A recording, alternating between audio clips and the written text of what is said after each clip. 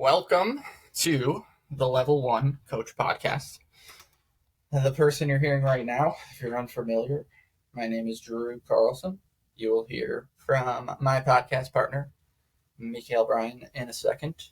And today we are going to hop into, we talked about razors last time. I was down a little bit of a rabbit hole on some of these mental models. And came across another one on Twitter called the Red Queen Hypothesis. So do a little definition, and I'm going to kick it over to Mikhail to start this off. So the Red Queen Hypothesis, evolutionary biology term to explain that a species must adapt and evolve not just for reproductive advantage, but also for survival, because competing organisms are also evolving alongside of them. Thoughts on that? Yeah. So we talked a little bit off air about how that pertains to coaching. And then as you were just reading this definition, I thought about how it pertains to obviously playing as well. And for me, I think for players, it's more intuitive. I think everyone knows, if I'm moving up from U16 to U18 or U18 to juniors, I have to adapt. I have to figure out how to play and survive at that next level. And whether you realize it or not, you talk to other guys that you played with that have made the jump, or you talk to your coaches and they're like, well, say you're playing U18, juniors is going to be bigger, stronger, faster. Guys are older. They play a little different style depending on what league you're going to and where you're coming from. So I think with players, even if it's not intentional, we do recognize that you have to adapt to survive and make that jump. But I think for me, and what we were talking about before, when you're coaching, there's two different ways that come to mind for me that you need to be able to do this in order to, quote, survive or really have success. And the first that I think of is every year, theoretically, if you say you're coaching U18, every year you coach a younger generation, because those guys move on. And when if you're coaching U18 4 years ago, you were coaching the 02 birth year, and now you're coaching the 05 or 06s. And what I think is interesting about that is you've got to be able to adapt to the age you're coaching. And if those players grew up expecting X and you offer Y, you've got to start offering X. They're not going to start expecting Y. That's just not how it works. So you've got to figure out, okay, well, what do they expect from me based on what they grew up with or what they're accustomed to? And how can I start offering that if I don't already? And that's the only way to really survive, in my opinion, as a coach, because if you say you don't do that, you won't have success, whether that means your players won't move on, whether that means your team won't win. I mean, ultimately, I think you won't have success and that you won't be able to field as good of a team as you could. So if you're a U18 coach and you normally pick your players from the U16 program, well, that word will spread fast that, hey, coach so-and-so doesn't coach the way we're used to, or he doesn't do the things that we think are good for our development. So it's not even the players, it's going to be the parents that are going to say, okay, I don't want my kid to play there then. And if you're coaching in college and you do the same thing, all the players talk. There's not a single kid that's playing juniors or prep school or U18 that doesn't have buddies in college somewhere. And if they hear from their buddies that this college coach doesn't try to adapt to the way that players are today, guys don't want to go there. It really is as simple as that. The market's going to tell you. So I think as a coach, the need to adapt and the need to, I guess it's survival, but I really think it's adapting in order to survive it's probably one of the most important things that you can do for yourself as a coach. Yeah, the two things that I wrote down while you were talking, two kind of similar threads come to mind, but you were talking about the age group thing as 4 years pass and O2s become O6s at the same level. The thing that I leapt to, I just got back from Dallas, Texas. I was running a summer camp for those that weren't listening to our last couple episodes. So went down to Texas, was exposed to Texas hockey and the Texas hockey culture for the first time. And I had previously coached in Michigan and Minnesota. So it was just a little bit different, not only like culture shock, but the thing that I learned very early on was in Minnesota, we would coach summer camps for 15 to 18-year-olds. And down there, I was coaching 15 to 18-year-olds, but it wasn't an age thing, it was a skill thing. So where I could jump off right away with a 15 to 18-year-old high school player in Minnesota, I couldn't start from the same starting point. They didn't have the foundational skills that a Minnesota player had up to that point. And this probably isn't a everywhere in Texas thing. This is just where I was and what I experienced. Some players are probably comparable at that age to Minnesota players. I just wasn't working with them.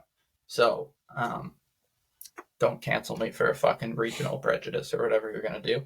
But just my experience was you were talking about the age thing. And then there's just like sometimes there's at similar ages, just different places that you have to start. And that means I have to adapt. I can't just be like, well, like when I work with 15 to 18-year-olds in Minnesota, I can start here. So day one, we're starting there. Like I tried day one to start there. And then all of a sudden I have to be like, okay, I can't just keep doing this and stay down this path. And the two words that I wrote down to tie this together is collaborative versus combative. And if I was just to put my head down and say, this is what I did in Minnesota, this is what I'm going to do here, like that's combative to the players, and that doesn't necessarily help, and that puts us at odds. Where what I have to do is collaborate, which is meet them where they're at. Like everyone loves to throw that around, but that's truly what that means is like you have to collaborate with them and you have to understand where they're at, what they can do, what they can't do, where their gaps are, and then start from there. You can't just start from on day one of training camp 20 years ago, we did this. So on day one of training camp today, we're going to do that. And like you were saying off air, like I wasn't coaching 20 years ago. So like I'm not a part of that like old guard and that combative approach, but we've played for guys where that's going on. So if you have any thoughts on that. Where my mind goes to is like just to drive that point home. I mean, imagine so in a high school, you're talking about 15-year-olds, so it's freshman, sophomore in high school, 9th, 10th grade. There's in 9th or 10th grade, you take an English class in high school in the US. It's called English. Now, what you do in that depends on what school you're at. Now, imagine you go to a foreign country. Let's just say you go to Latvia. They might have a 9th grade or 10th grade class that's called English. Are you learning the same thing as the kids in the US? Absolutely not. A 9th or 10th grader in Latvia probably needs to learn rudimentary, basic English. I mean, I don't want to disrespect the Latvians. Maybe they know more English than I'm giving them credit for, but they're probably going to need to learn nouns, verbs, conjugations, conversational English, how to write, like that kind of how to read. Every kid in an American English class in 9th or 10th grade already knows that. They know what a noun is. They know what a verb is. Even if they don't inherently know, they can write a sentence. Absolutely. They can read a book. So the starting point is so different. If you all of a sudden went over to Latvia to teach 9th grade English classes, I mean, I don't think you could pull out Shakespeare. That's going to be extremely difficult and no different than if you were teaching 9th grade English in Latvia and you came back to the US. Like, I don't think you want to pull out your learn how to write noun and verbs. Like, they're going to want to learn something and be challenged by something that's a little bit more appropriate for their level. So you do, I mean, meet them where they're at is super buzzwordy. And like you said, it's something that people throw around a lot, but you do need to be able to do that. And I think part of that comes from like an honest assessment of what am I working with here? Am I working with, like your example with kids in Minnesota? I mean, those kids in Minnesota likely have spent, if they're 15 years old, they've been playing hockey for, I don't know, 10, 12 years. I mean, they've been playing a long time. They've probably grown up watching hockey, playing hockey, talking about hockey. It's the biggest sport in that region.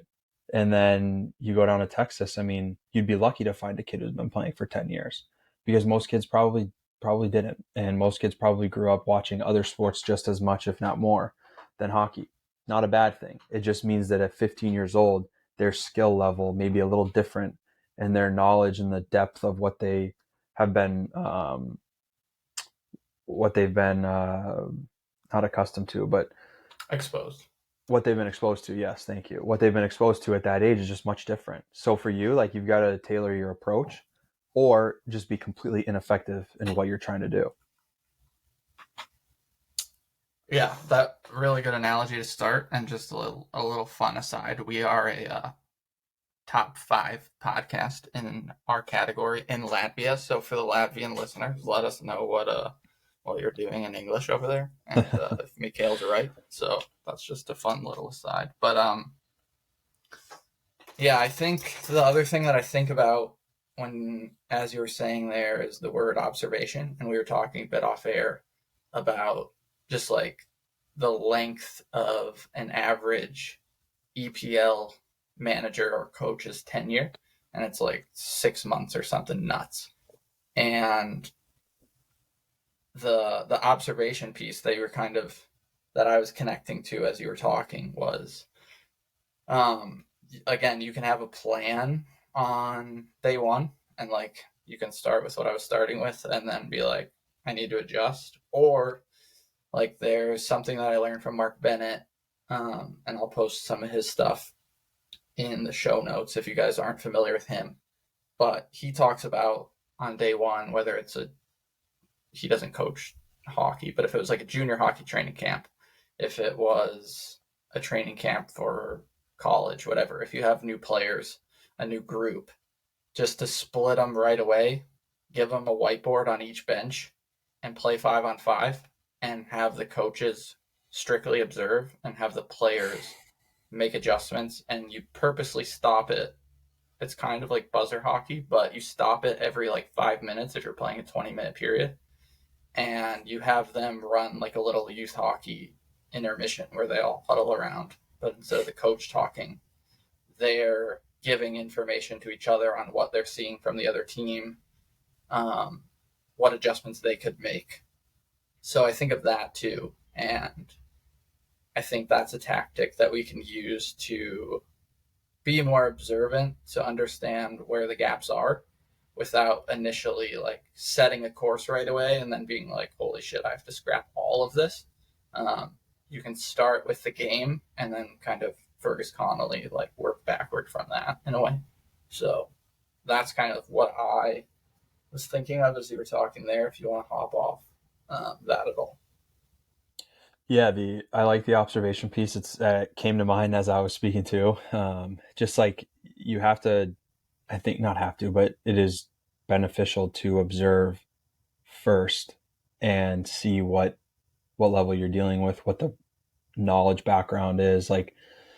And sometimes the best, like you kind of mentioned, like the best learning can come from the players in that regard versus you telling them, this is what I think you should do. And it's funny, you're talking about an example with the players like self-sorting. I like some of the camps that I've worked this summer at, just around like mainly the New England area.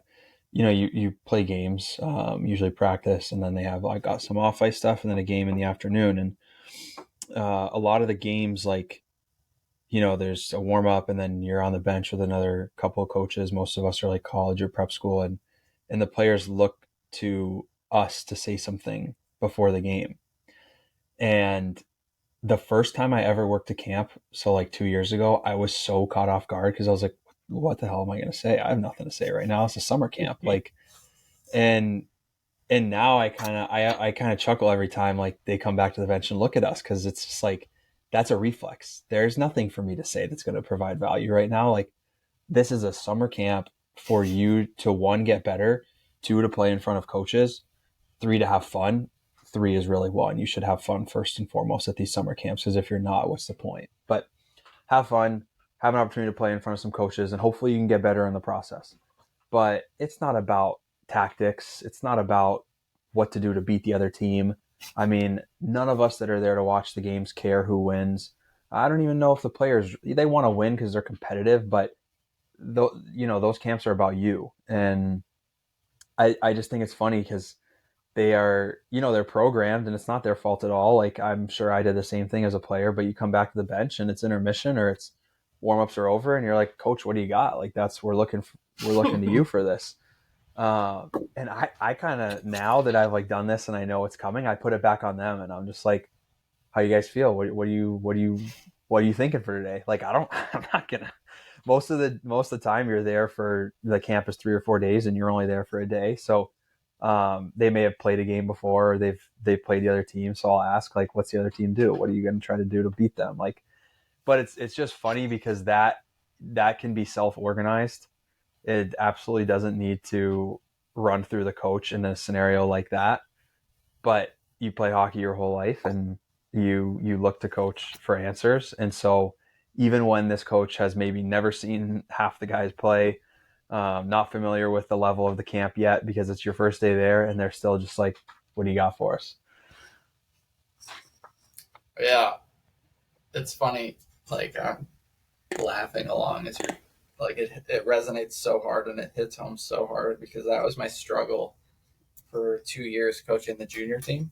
And I wrote in one of the two books, like I can't remember. uh, I had this subsection of a chapter called Disrupting Causes Disruption. And it's all about kind of what you're talking about and my experience with when you do try to do things differently and your culture is just so much different from what they got in high school before me or different junior teams. And if you really want it to be different and you're committed to that, like there's this there's this part of the season and sometimes like it's sunk me both times where they can either buy into the fact that it's different or it can be so against what they're used to that they think you're the idiot.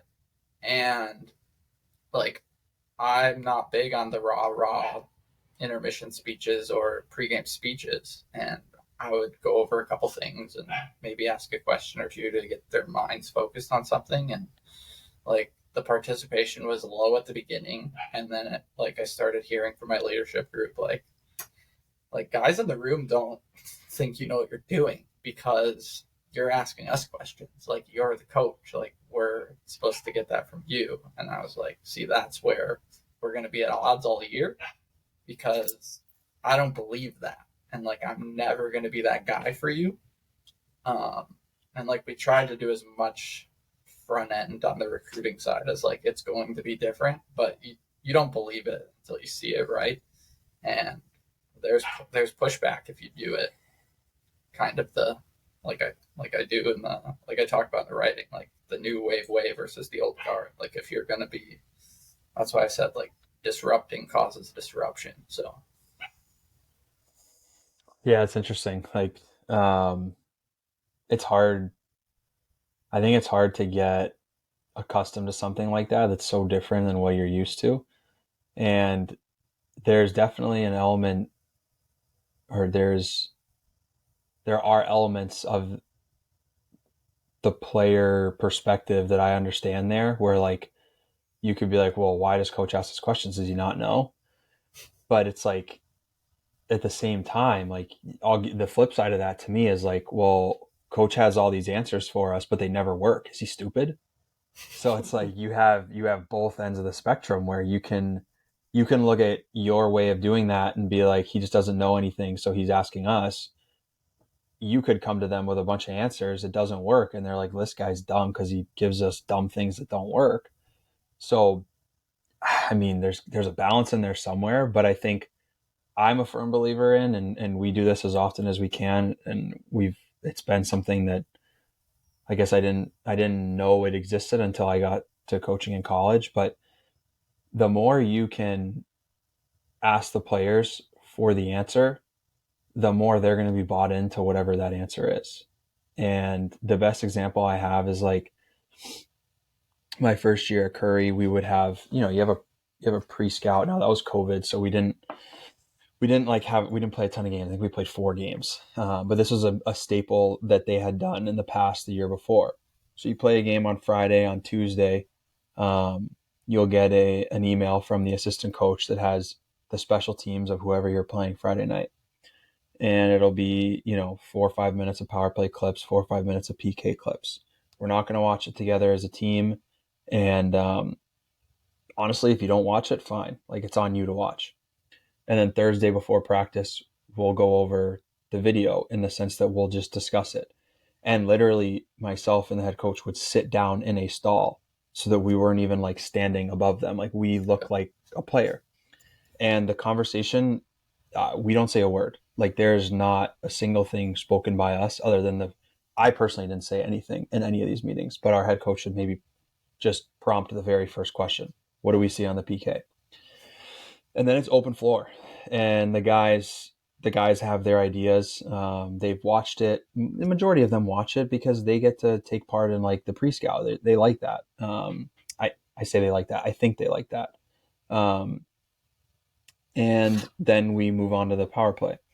And what he had found, our head coach, and I think I found the same thing by practicing this or by doing it, 9 times out of 10, the players have very similar ideas or suggestions that the coaches would have as well.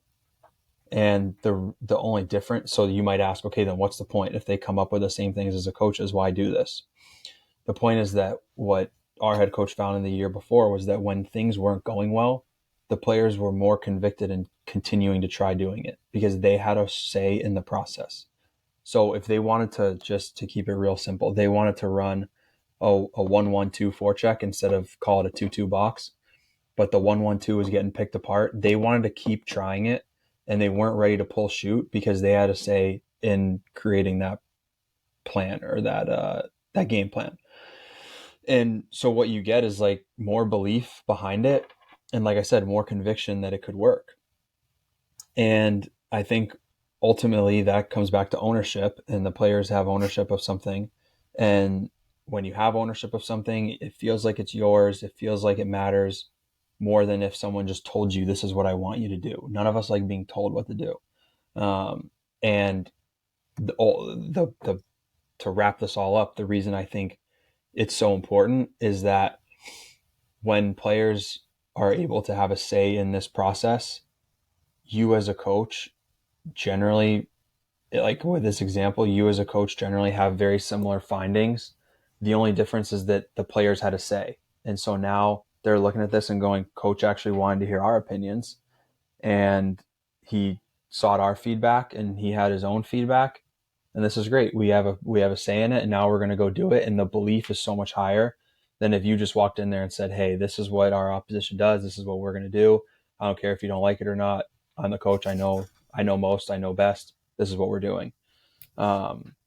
So, when I think of, I don't know the whole context of obviously your example with your team and juniors, my first and probably most pertinent thought on that is the age. I would imagine the difference between allowing 21, 22, 23, and 24-year-olds to do this versus 17, 18, 19, 20-year-olds.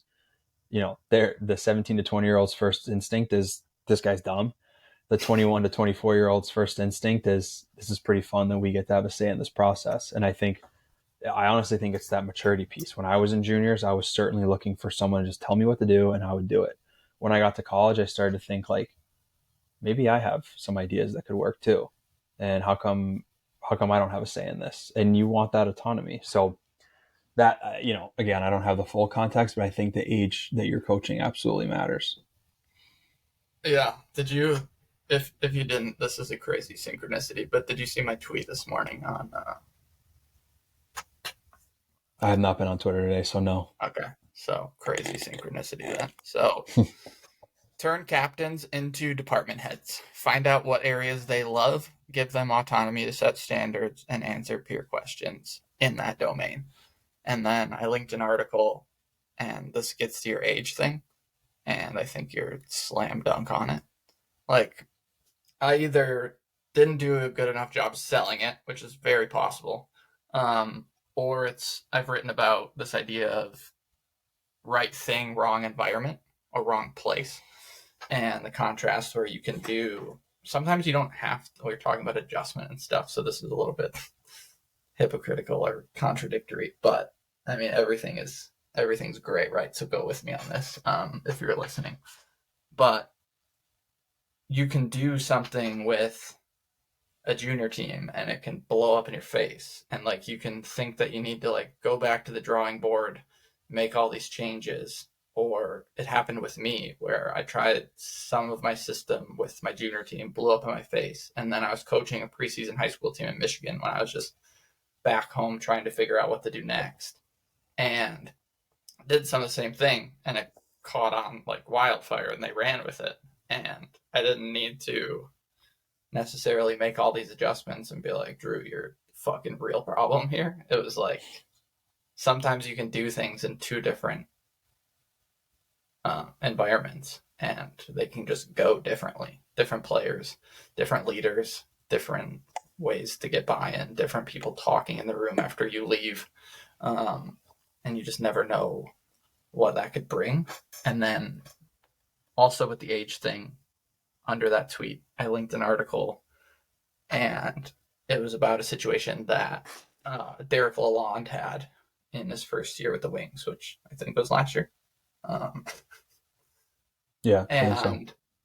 yeah, so Wings fan not knowing the timeline here, so I'm kicking myself a bit. But anyway, the point of this is like Lalonde sat down with his leadership group in training camp, and there were like a couple things that as he was going over the year before, he was just going over like how they did on back-to-backs and a couple other things. So he went like a talking point at the time, and they got to this like back-to-backs where the first game is at home in Detroit.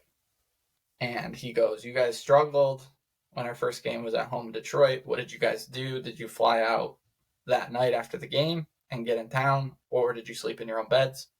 And how do you want to approach that this year? And he gave them 4 or 5, whoever was in the room, he gave those 5 people the autonomy and the ownership over that decision. And then at the time I wrote the article, which was in the middle of the year, they were 3-0 in those situations. So whatever they decided to do, I forget. But they let the players decide. They had ownership over that. And then again, like you were saying, like the immediate thing that happens is, okay, like now we own this. Like we better hold up our end of the bargain. So that's kind of where my brain went on that. So I have two things on that.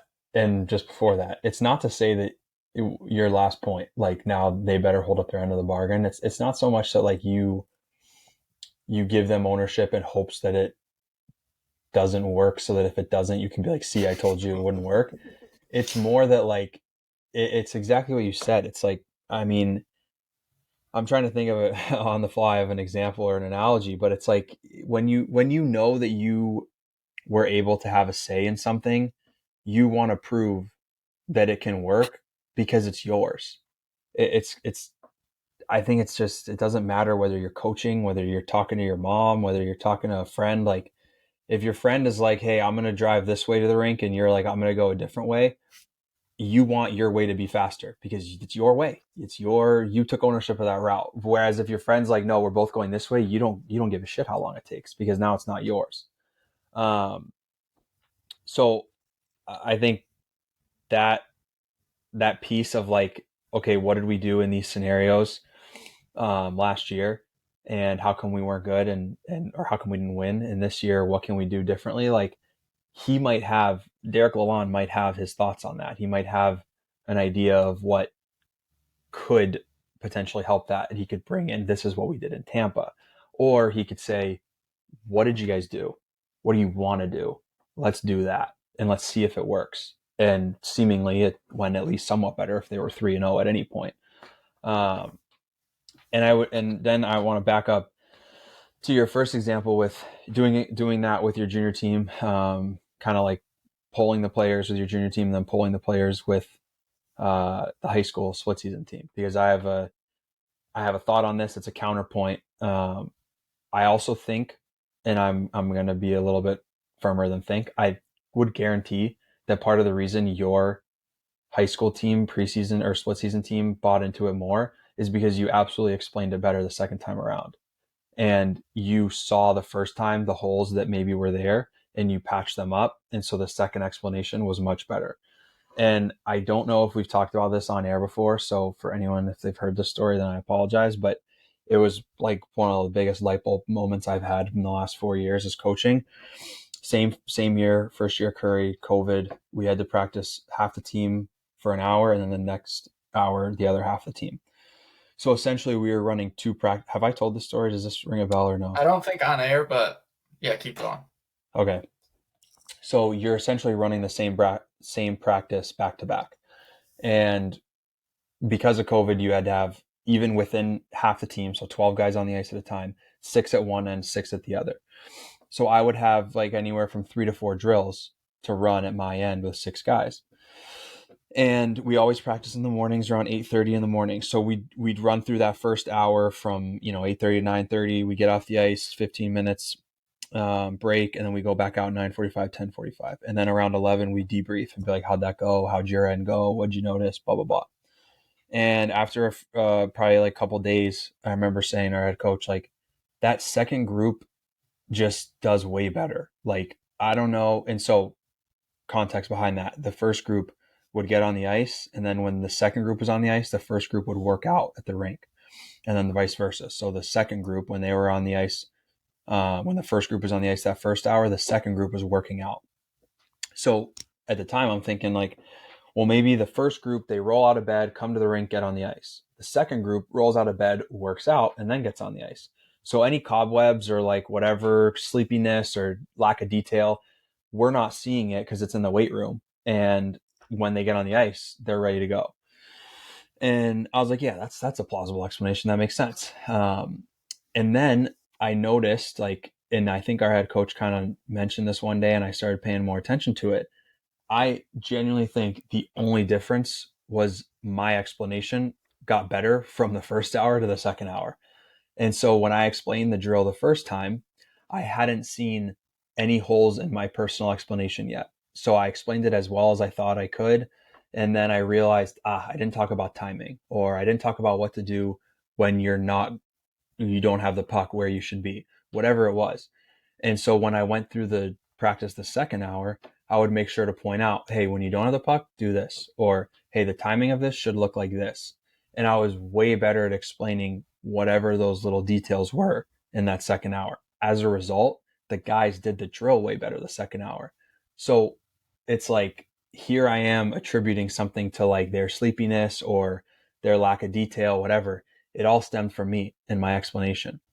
And the reason I say that is like, if we're talking about age as far as it pertains to like giving ownership, high school split season kids should be worse at taking ownership of things than junior kids because they're younger. Now they could have been higher level, whatever, who knows? There's other variables. But I also think like your explanation probably improved a lot from the first time around to the second time around, so that when you went to this split season team, you had, like I said, patched some of those holes, and now they bought into this more because they probably saw more conviction and more belief in it from you. Yeah, 1,000%.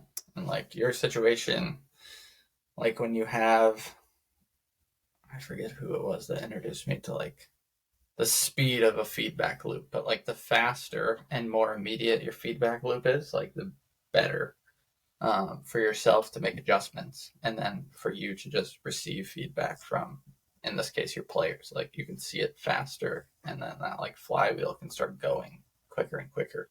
And you were able to essentially run a split test every single day based on the constraints of that season, where I had to like crash and burn for a full year, Right. do it again, and then I got to this third high school situation, and then I got to like iterate and improve it. Where if you're, yeah, I mean that's like to be able to split everything in two and get 2 reps a day at it instead of 1. That would be, if we can, trying to figure out like other than like video feedback, which is something that I'm gonna start doing, just recording my meetings and stuff, but like maybe there's another way even tactically to like try and be able to do that even when you have one team. But I mean, if we don't necessarily have to sort that out today, but I'm just throwing that into my subconscious quick. Yeah, I mean, I think one way is, and this gets tough because you have to make it very apparent that you're looking for honest, critical feedback. But you can just ask the players, like, how is our explanation of drills? How is our explanation of tactics within the game? Not to bore the listeners to death with personal examples, but there's another example this year where um, we played a home game on Saturday, so we had played Friday night. We lost, really close game. Like, we were up 2-0 going into the third and lost, I think, 3-2. So like we kind of blew a lead, whatever. We didn't play our best third period. So guys were like, they're definitely deflated and like upset the next morning. And we're playing a team that we felt like there was a couple things they did that we wanted to try to tactically like um, maneuver or tactically decrease the chance they could beat us on these. So anyway, um, we met as a staff and went over it. And one of our coaches who had done the majority of the like thought with this specific plan, like we all had some ideas, and he had something that all of us felt like that's the best idea here, so we should move forward with it.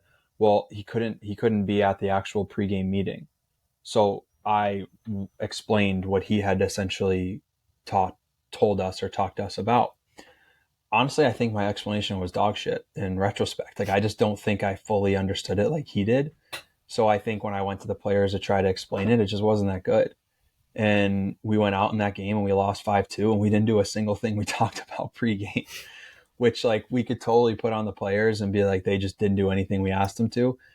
And that's kind of how I felt for like the first few weeks of it. I was definitely like, what the fuck was that? Like, why did we even try to do this if you weren't going to execute it or even attempt to?